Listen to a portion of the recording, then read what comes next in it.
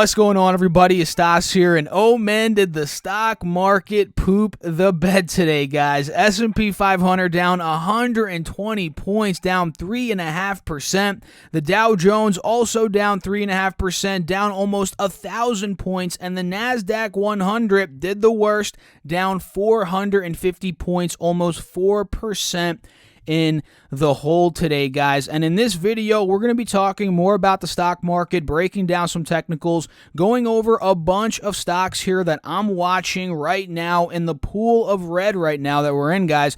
And I also want to break down some earnings reports as well as what I'm personally doing right now in the stock market and where my head is at right now, as a lot of people out there, quite honestly, are panicking. So if you guys find value, hit the like button, make sure to subscribe to the channel, check out the free Strive Smart Discord chat and the Strive Smart Facebook group, link down below, and you could also get 3 free stocks from WeBull valued up to $1,600. And by the way, guys, that runs out here, I believe, on the 30th or the 31st of October. So make sure to go use that link, deposit $100, and get your free stocks. So let's get into it, guys. And again, it was an absolute disaster. It was rough out there today.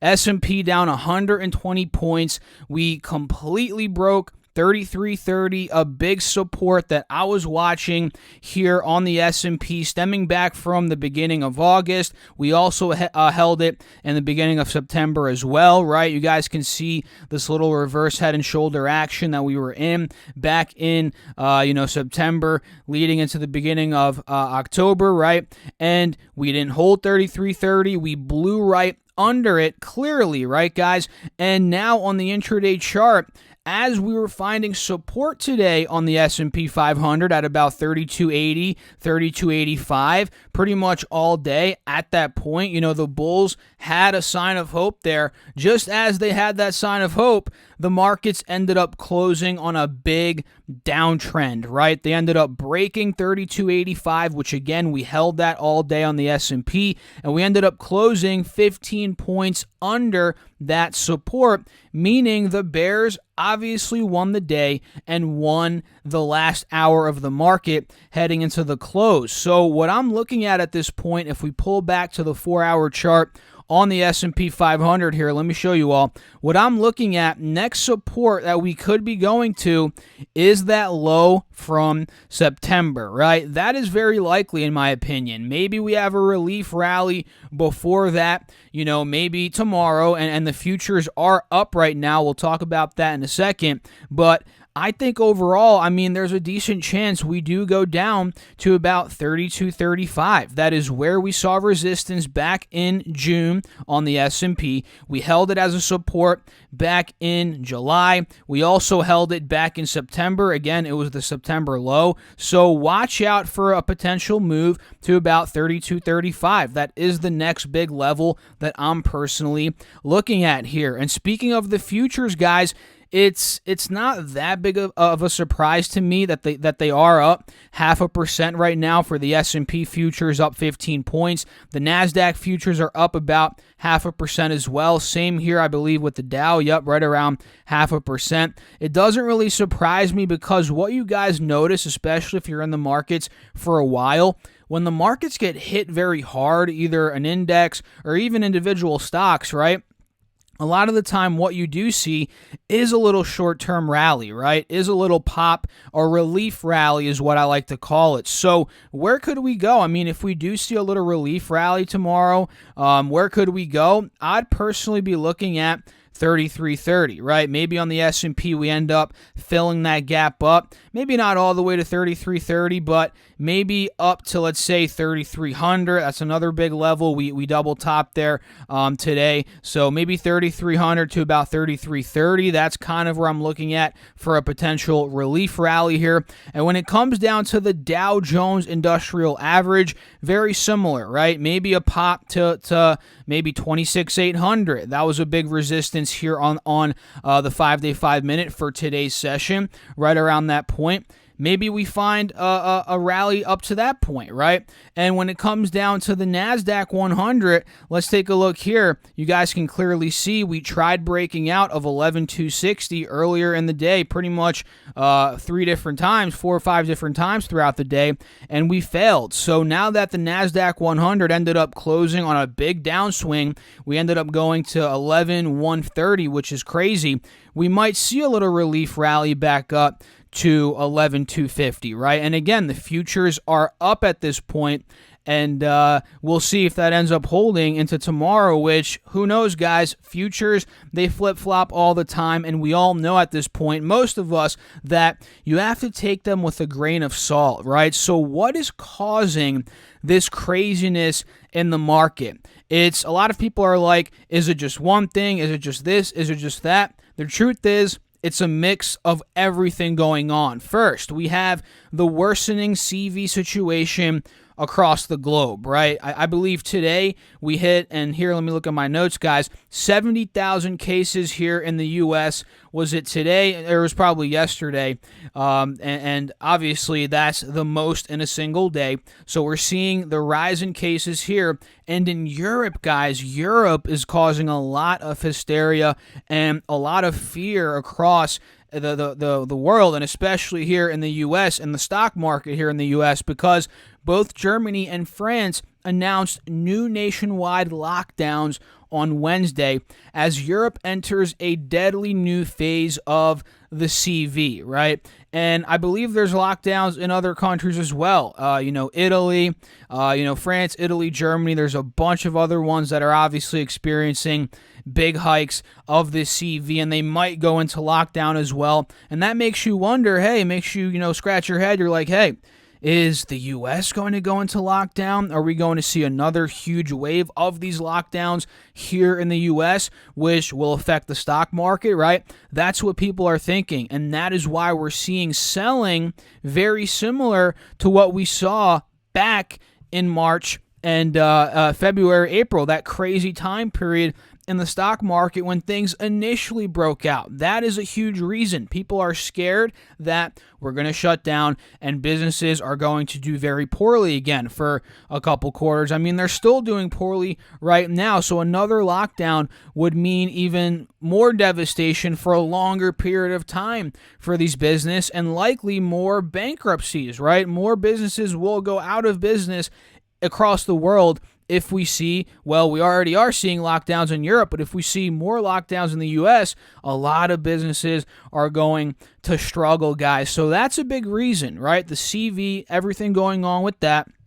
And, of course, the elephant in the room, the election, guys. The election here in the U.S. is less than a week away, and that's obviously causing a lot of strain and a lot of volatility in the market. So I'd say at this point, it's election and it's the CV. Stimulus is kind of on the back burner. We're not going to get that until after the election, it's looking like. So at this point, that is what's causing a ton of fear. And this selling is very similar to what we did see back in those crazy months a couple months ago. And if you guys weren't following my channel back then when we were doing these updates, I mean, it's not as bad, but it's similar. I mean, back then we saw days where the market dropped. I think the worst was 12% in one day. Like, you can't make this stuff up, guys. This stuff is insane. 10% drop in a day, 7% drop in a day.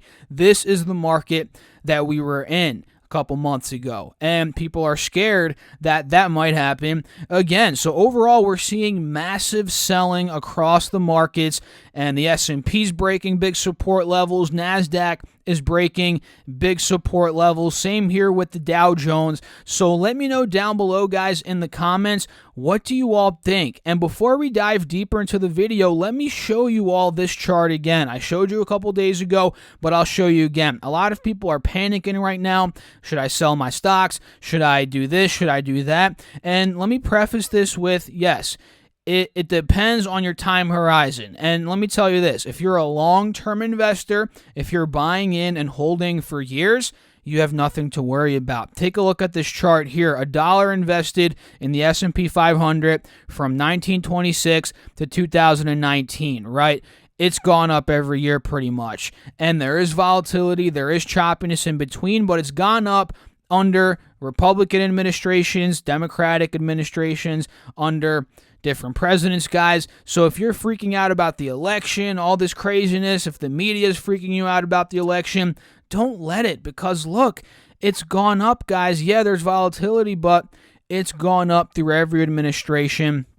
And I'll dig up some data for tomorrow's video to see how the market has done after the election in that post, 2-3 month period or whatever. I'll pick up some stuff around data around that to show you guys, because I find that could be interesting as well. But overall, if you're long, and I mean 5-10 years, you're fine here, guys. Do not freak out. The market is going to bounce back. But do we know when it's going to bounce back? No, we don't know that. But hey, that chart does not lie. So let me know down below in the comments, guys, what are your thoughts on the market? Are you buying? Are you selling? Are you freaking out? And again, don't freak out. The worst thing you can do is panic sell, guys. That's the worst thing you can do, because, hey, the market rips back up. The election is over. We get stimulus. CV, God willing, starts to die down. The market could easily rip back up in the next couple of months, and you're going to be very angry that you sold at the worst time. So keep that in mind, and also that chart that I just showed you guys, keep that in mind as well. So what did I do today? The truth is, I didn't do anything, and I said that in the chat, and I'm going to say it here, and I also said it on my Instagram story, which you guys should follow me there. It's at StasSurfS, and on Twitter, at StasSurfS. Make sure to follow me on those platforms, guys. I said sometimes the best move you can make is no move at all. Sometimes the best thing you could do is just watch the market and be at peace with it, right? Don't freak out. Don't make emotional decisions. Just watch the market and just see how things unfold. And that's what I'm doing right now. I'm in a couple swing trades, EA, Apple, and Workhorse. And I also said, guys, when Apple hits $110, maybe even under that would be more ideal. I'm going to add more to Apple, right? And I'm not doing anything else in the market other than EA and Workhorse. And of course Apple, and that's kind of my thought. Look at Apple's chart here, guys, AAPL. I rather add to this position because I have a lot of faith in this company in the next couple of months than open up a new position, quite honestly, especially now before the election. I rather just stick with what I have and with what I'm most confident in, which is Apple, right? So if Apple holds 110, which it might, if we end up going down to 110 and under that, that is where I'm going to start scaling in more. I'm in at $115 right now. And yeah, I could have added today, but again, I don't want to jump the gun quite yet, knowing that the markets could go lower. Although, yeah, they could see a relief rally again, but like I said earlier, we could see a relief rally, but overall, I'm not buying quite yet. So $110 is my target on Apple, and anything under that, I'm willing to buy up, especially if we get to $100 flat, guys. And if I were to just pull out my crystal ball, which obviously I don't have, but if I did and I'd look in the future, I don't really think Apple will get much under $100, and if it does, hey, I'll buy more there, but I just don't see it, and that's just me personally, and I'd love to know your guys' thoughts down below. So, yeah, I'm not doing much. I'm holding EA, Apple, Workhorse, and those are my thoughts overall on the markets. Just ugly, guys. It's decimated. All the markets, stocks for the most part, are decimated today, so let me know your thoughts down below, and let's get into some earnings now. And the first company that I want to talk about is UPS, and not to toot my own horn, but we talked about this. We talked about how if UPS doesn't have stellar earnings, out of the ballpark earnings, that investors and traders, they might be a bit underwhelmed, right? They might be a bit disappointed. And although they did pretty well in earnings, $2.28 EPS versus $1.86 estimated, so they beat on EPS, and revenue came in at $21.2 billion versus $20.13 billion. They had a double beat. Investors and traders were still a bit underwhelmed, right? And it makes sense, guys. I mean, this stock has gone ballistic. It's gone from $80, and the past two earnings reports, especially the last one, it went up from $120, from $80 to $120. Then last earnings came out, it went from $120 pretty much in a straight line to $160. And it's been consolidating. It popped up to 180, and now we're seeing the big dump off. So technically speaking, this is healthy.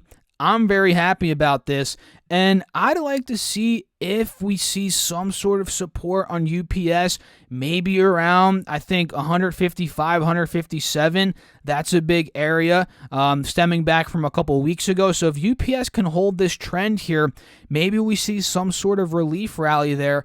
And overall, that's a lesson for you all in the stock market, right? If a company's killing earnings quarter after quarter after quarter, and then all of a sudden, not so great stellar quarter comes out, the stock can drop, right? That's what I like to call, stocks being priced to perfection. You have to be careful with those, right? So another one here, MasterCard, is ticker symbol MA. They didn't have a great earnings report, and the stock went down 8%. They actually had a $1.60 EPS versus a $1.66. Revenue came in at a $3.8 billion versus the $3.95 billion estimated. So a double miss there on MasterCard, and revenue is down a significant amount from last year's same quarter. Last year it was $4.47 billion, and again this quarter they did about $3.8 billion. So the stock's getting crushed, but full disclosure, guys, I actually have a buy order in my M1 Finance portfolio, which is it's the only public account that I show here on my YouTube channel, where I built it from scratch a little bit over a year ago, from $0 now to almost $10,000. And you guys can see that. Go to my channel playlist, and you guys can see that. I actually have a buy limit order for MasterCard right now. I'm buying more MasterCard stock tomorrow. So I'm still bullish on the stock long term. I think anything under 200, 290, 250, even if we get especially low 200s, I think that's a very good price for MasterCard. So I'm excited with this drop. I'm nibbling in, averaging in to my already existing position there on M1 Finance. And again, check out that playlist if you guys want to see how I've built that portfolio over the past couple of months here. It's been over a year at this point. So go check that out. And Visa is another company. It's a competitor to MasterCard. They had EPS of $1.12, and I don't have the estimations here, so I'm not sure if they beat or missed, but I'm assuming they didn't do well either because MasterCard missed, right? So Visa's was $1.12 EPS and $5.1 billion in revenue, and the stock went down about 5%. So now we easily broke 190. That support did not hold whatsoever.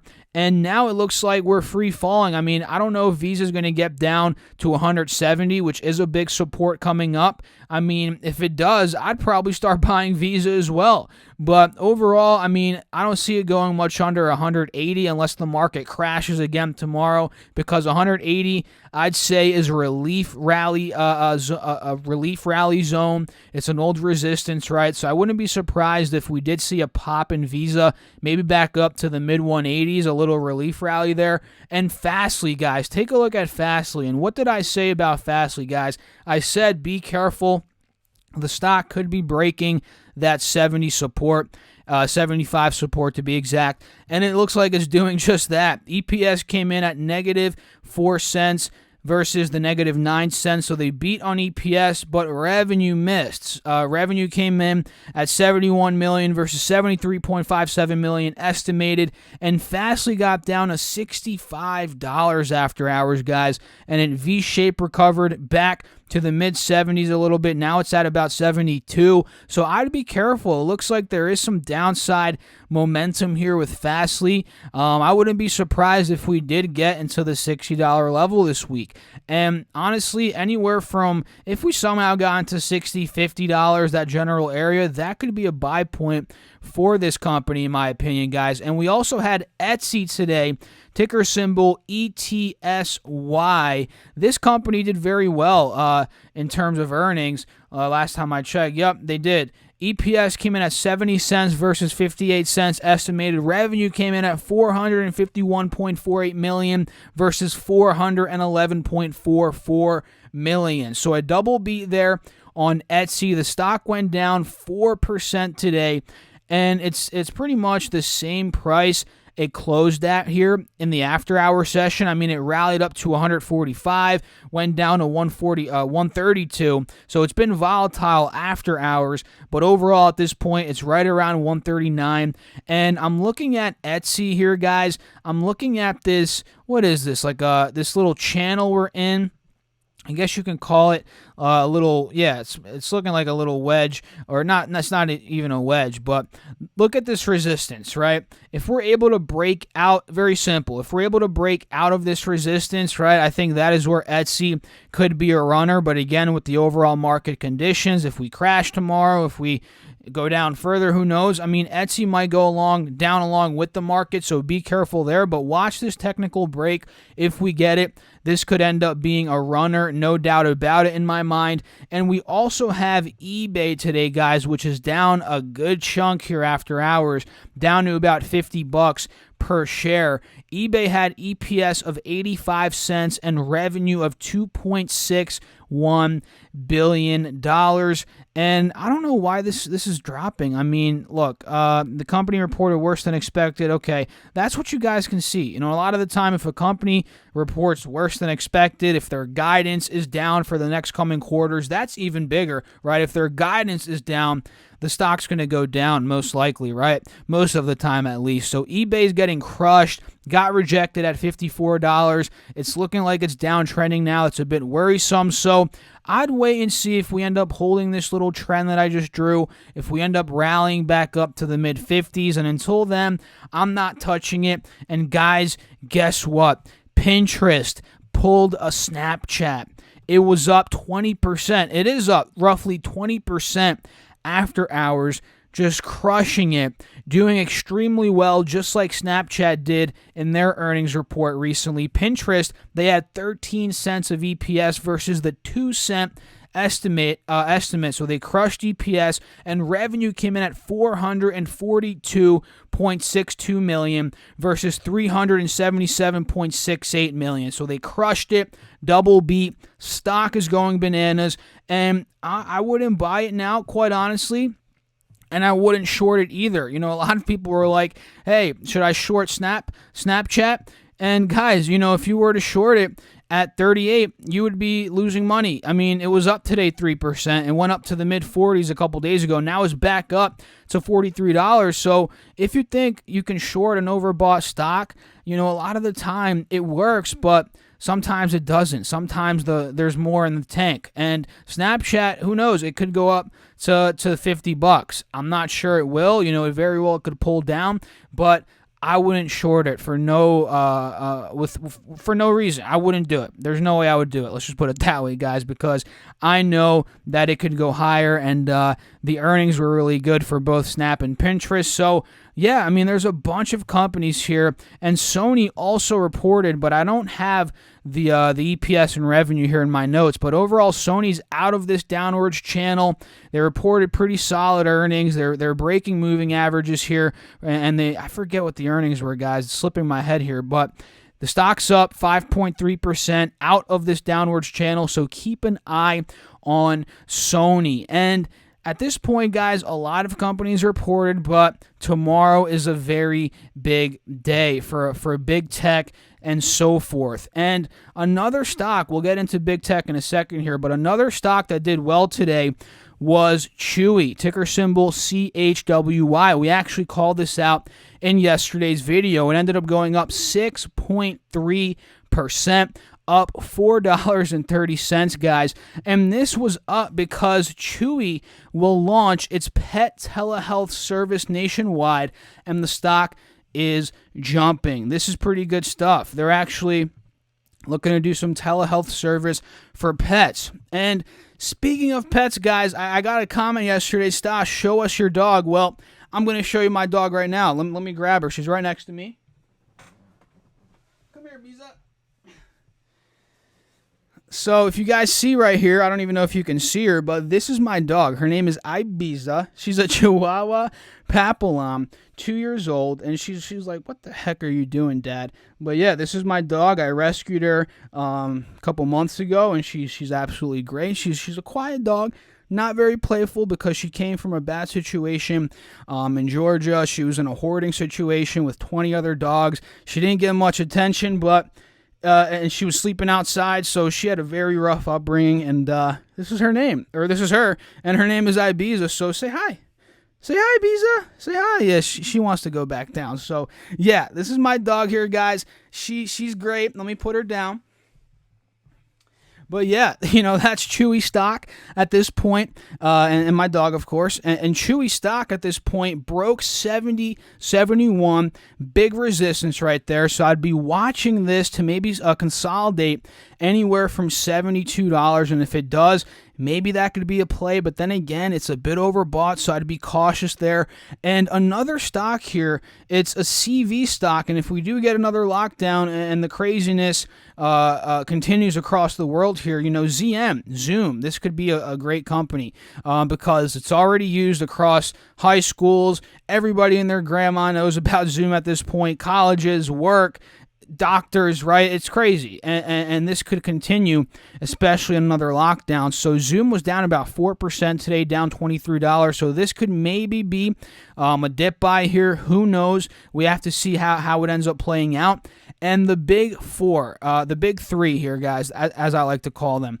Apple, well, it's actually four because Google as well. Apple, Amazon, Facebook, and Google. These are the ones that we're watching heavily here tomorrow. Apple's reporting tomorrow, post-market. We're going to make a video there with Apple, of course, covering it. Apple, again, I'm looking at $110, $105, maybe a support around there. So watch out for Apple. And Amazon, AMZN, guys, they were down about 4% today, and overall they're holding a pretty big resistance right now, which I like, at about 31.50. So as long as this holds, we might see a rally on Amazon. And Amazon's also reporting after market hours tomorrow, and we have Facebook, which I believe is also tomorrow. Let me double check that, guys. Yeah, they're reporting tomorrow as well, and they're holding about 270. That's a pretty solid support on Facebook there. And is Google also tomorrow, guys? We have the four-headed monster tomorrow.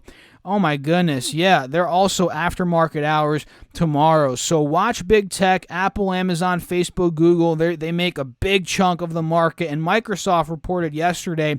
That's another big company as well. And Caterpillar, guys, CAT, I'm watching this as well. It's down about $20 off the highs. Overall, it's still holding the uptrend, and $150, which is a big support. So this could also be a potential dip buy. So overall, guys, don't panic. Don't panic. The worst thing you could do, and take the last crash we saw. And I'm not saying we're going to see the March lows again right now. I don't think that's going to happen, quite honestly. But take a look at what happened in March, right? If you sold at the bottom or during that craziness, you would have lost so much money on the run back up, right? So that's how you have to think about it. In crazy times, don't freak out. And if the media and if the news, if that stuff freaks you out, don't watch it, right? Don't watch it. Just read the news on your computer, so you don't have the bias, whatever, trying to throw you off, and that could help you. That's kind of what I do. I don't even watch the news, to be honest, guys.